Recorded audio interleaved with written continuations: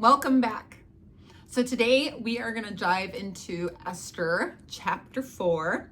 Hopefully you've been following along with me and maybe asking the Lord some questions in your own heart. Like, Lord, what do you want me to learn from this? And maybe there's ways for you to share this book with other people because it's really a captivating story and very, very interesting. And there's a lot of things you can pull out of here. But I'm just here to read you the scripture. By the way, this is in the New International Version, and I'm reading from the Archaeological Study Bible.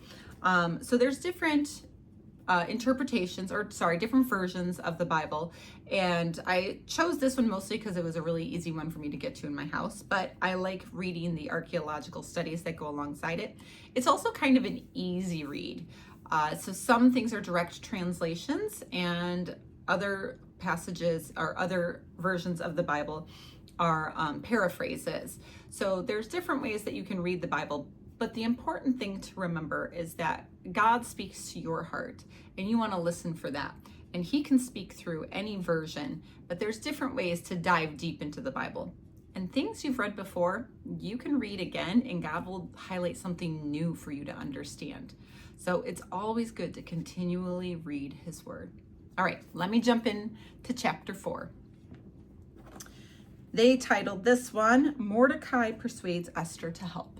So this is kind of a pivotal chapter and probably the one you've heard of most of all when it comes to Esther.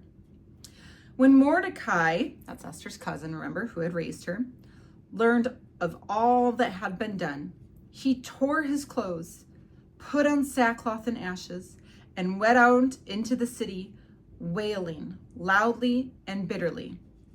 This is because, if you remember, that big proclamation was made, the law that they were going to kill all the Jews, and there was really no rhyme or reason. It was just put out there for everybody. So everybody's like in shock, and they're just crying, really, and really desperate for something to come of this and for God to intervene. But he went only as far as the king's gate, wailing that is, of course, because no one clothed in sackcloth was allowed to enter it. Sackcloth is what they wore when they were really just mourning, sometimes death, or in this case, the idea of death that was coming. In every province to which the edict or order of the king came, there was great mourning among the Jews, with fasting, weeping, and wailing. Many lay in sackcloth and ashes. When Esther's maids and eunuchs came and told her about Mordecai, she was in great distress. She sent clothes for him to put on instead of his sackcloth, but he would not accept them.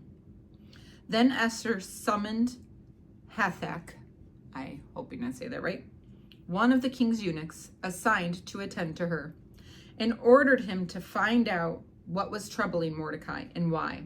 Now remember, Esther is queen at this point. So she has many servants, so she can send people to do all kinds of things for her. And she's probably lived a little bit of luxurious life at this point. So Hathach went to Mordecai in the open square of the city in front of the king's gate.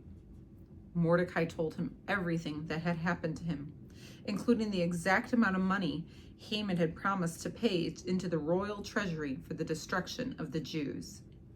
He also gave him a copy of the text of the edict of their annihilation, which had been published in Susa, to show Esther and explain it to her. And he told him to urge her to go into the king's presence to beg for mercy and plead with him for her people. So the eunuch got the edict that had talked about the destruction of the Jews. So Esther had known nothing about this because she's probably living in the palace and living a very sheltered life at this point. All right, so Mordecai says, beg for our lives to be saved. And this is kind of like telephone, like he's telling the eunuch's telling Esther, and then Esther has to go back with a reply.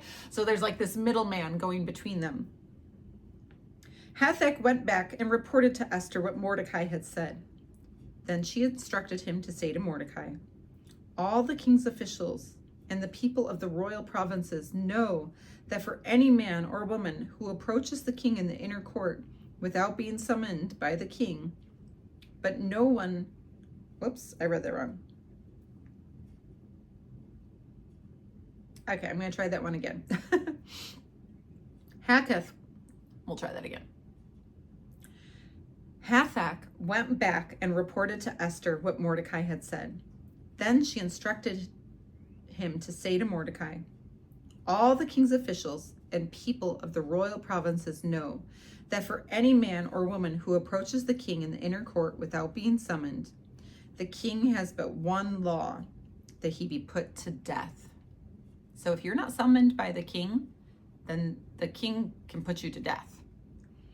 The only exception to this is for the king to extend the gold scepter to him and spare his life. But 30 days have passed since I was called to go to the king. Okay, so she's telling the eunuch all about this to tell Mordecai. When Esther's words were reported to Mordecai, he sent back this answer. Do not think that because you are in the king's house, you alone of all the Jews will escape. For if you remain silent at this time, relief and deliverance for the Jews will arise from another place. Very interesting here. I'm just going to pause for a moment. Mordecai is saying, God will defend us, but don't think you'll be spared. But you and your father's family will perish.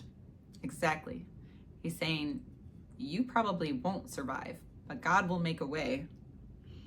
And who knows but that you have come to the royal position for such a time as this.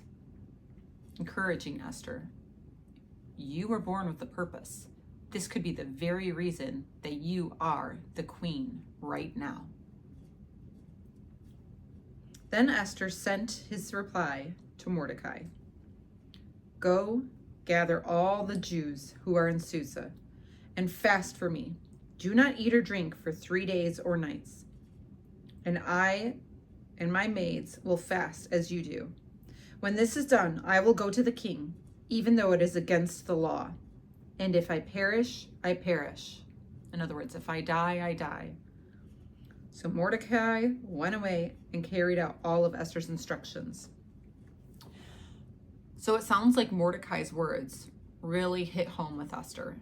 And she's realizing, yes, God did put me in this position as queen. And this could be one of the very reasons that I was placed in this position. God has purpose in everything that he does. And we want to consider that he has us in our family, in our city, in our small group, in our schools, in really anywhere that he has us placed, to be the person who carries out his purposes in those places at that exact time. All right. I hope you've enjoyed chapter 4. I look forward to reading the next chapters with you. God bless you and have a great day.